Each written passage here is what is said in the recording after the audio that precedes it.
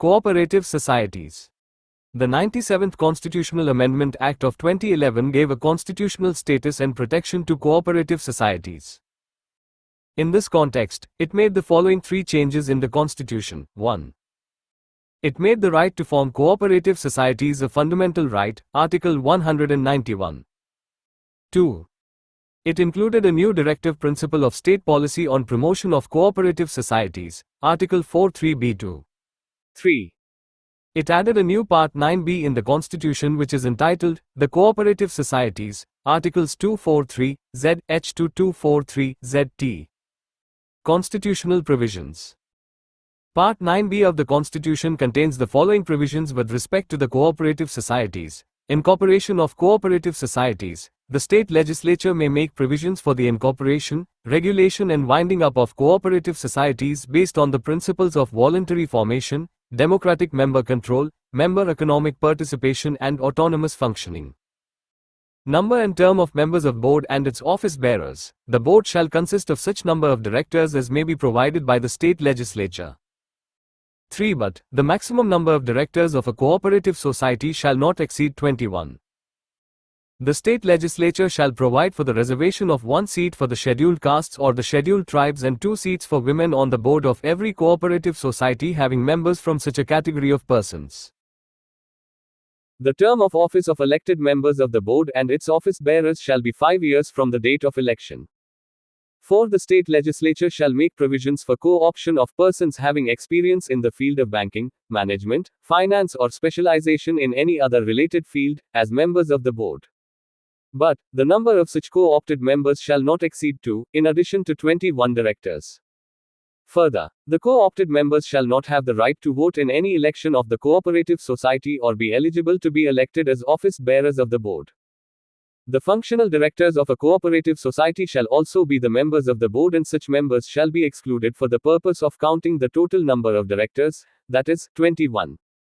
Election of members of board. The election of a board shall be conducted before the expiry of the term of the board so as to ensure that the newly elected members assume office immediately on the expiry of the term of the office of members of the outgoing board. The superintendence, direction and control of the preparation of electoral rolls and the conduct of elections to a cooperative society shall vest in such body, as may be provided by the state legislature. Supersession and suspension of board and interim management. No board shall be superseded or kept under suspension for a period exceeding 6 months. 5. The board may be superseded or kept under suspension in case I. Of its persistent default, e. Of negligence in the performance of its duties, e. Of committing any act prejudicial to the interests of the cooperative society or its members, iv. Of there being a stalemate in the constitution or functions of the board, v. Of the election body having failed to conduct elections in accordance with the provisions of the State Act. However, the board of any such cooperative society shall not be superseded or kept under suspension where there is no government shareholding or loan or financial assistance or any guarantee by the government. In case of supersession of a board, the administrator appointed to manage the affairs of such a cooperative society shall arrange for conduct of elections within the period of 6 months and hand over the management to the elected board. Audit of accounts of cooperative societies. The state legislature may make provisions for the maintenance of accounts by the cooperative societies and the auditing of such accounts at least once in each financial year. It shall lay down the minimum qualifications and experience of auditors and auditing firms that shall be eligible for auditing the accounts of the cooperative societies. Every cooperative society shall be audited by an auditor or auditing firm, appointed by the general body of the cooperative society. But, such an auditor or auditing firm shall be appointed from a panel approved by the state government or a body authorized by the state government on this behalf. The accounts of every cooperative society shall be audited within 6 months of the close of the financial year.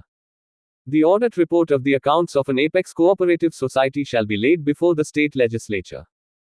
Convening of general body meetings. The state legislature may provide that the annual general body meeting of every cooperative society shall be convened within a period of 6 months of the close of the financial year.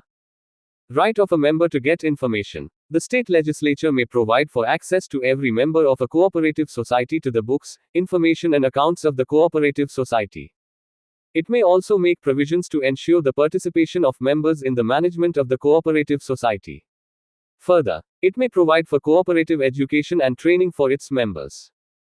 Returns. Every cooperative society shall file returns, within 6 months of the close of every financial year, to the authority designated by the state government. These returns shall include the following matters: a. Annual report of its activities. B. Its audited statement of accounts. C. Plan for surplus disposal is approved by the general body of the cooperative society. D. List of amendments to the bylaws of the cooperative society. A. Declaration regarding date of holding of its general body meeting and conduct of elections when due. F. Any other information required by the registrar in pursuance of any of the provisions of the State Act. 6. Offences and penalties. The state legislature may make provisions for the offences relating to the cooperative societies and penalties for such offences.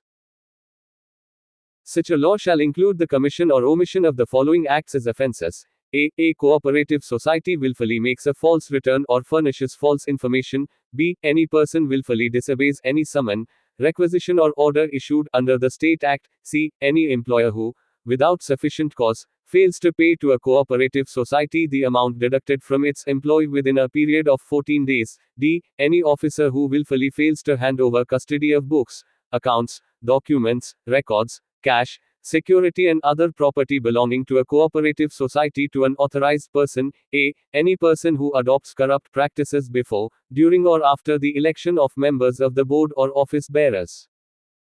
Application to multi-state cooperative societies. The provisions of this part shall apply to the multi-state cooperative societies subject to the modification that any reference to the state legislature, state act, or state government shall be construed as a reference to Parliament, Central Act, or central government, respectively. Application to Union territories. The provisions of this part shall apply to the Union territories. But, the President may direct that the provisions of this part shall not apply to any Union territory or part thereof as he may specify in the notification. Continuance of existing laws. Any provision of any law relating to cooperative societies in force in a state immediately before the commencement of the Constitution, 97th Amendment, Act, 2011, which is inconsistent with the provisions of this part, shall continue to be in force until amended or repealed or until the expiration of 1 year from such commencement, whichever is less. 7 reasons for the 97th Amendment. The reasons for adding the above provisions in the Constitution by the 97th Constitutional Amendment Act of 2011 are as follows. 1. The cooperative sector, over the years, has made significant contribution to various sectors of national economy and has achieved voluminous growth. However, it has shown weaknesses in safeguarding the interests of the members and fulfillment of objects for which these institutions were organized. There have been instances where elections have been postponed indefinitely and nominated office bearers or administrators have remained in charge of these institutions for a long time. This reduces the accountability in the management of cooperative societies to their members. Inadequate professionalism in management in many of the cooperative institutions has led to poor services and low productivity. Cooperatives need to run on well-established democratic principles and elections held on time and in a free and fair manner. Therefore, there was a need to initiate fundamental reforms to revitalize these institutions in order to ensure their contribution in the economic development of the country and to serve the interests of members and public at large and also to ensure their autonomy, democratic functioning and professional management. 2. The cooperative societies is a subject enumerated in entry 32 of the state list of the 7th schedule of the Constitution, and the state legislatures have accordingly enacted legislations on cooperative societies. Within the framework of state acts, growth of cooperatives on large scale was envisaged as part of the efforts for securing social and economic justice and equitable distribution of the fruits of development. It has, however, been experienced that in spite of considerable expansion of cooperatives, their performance in qualitative terms has not been up to the desired level.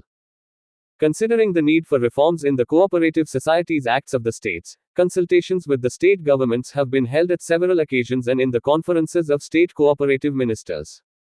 A strong need has been felt for amending the constitution so as to keep the cooperatives free from unnecessary outside interferences and also to ensure their autonomous organizational setup and their democratic functioning. 3. The central government was committed to ensure that the cooperative societies in the country function in a democratic, professional, autonomous and economically sound manner. With a view to bring the necessary reforms, it was proposed to incorporate a new part in the Constitution so as to provide for certain provisions covering the vital aspects of working of cooperative societies like democratic, autonomous and professional functioning. It was expected that these provisions will not only ensure the autonomous and democratic functioning of cooperatives, but also ensure the accountability of management to the members and other stakeholders and shall provide for deterrence for violation of the provisions of the law.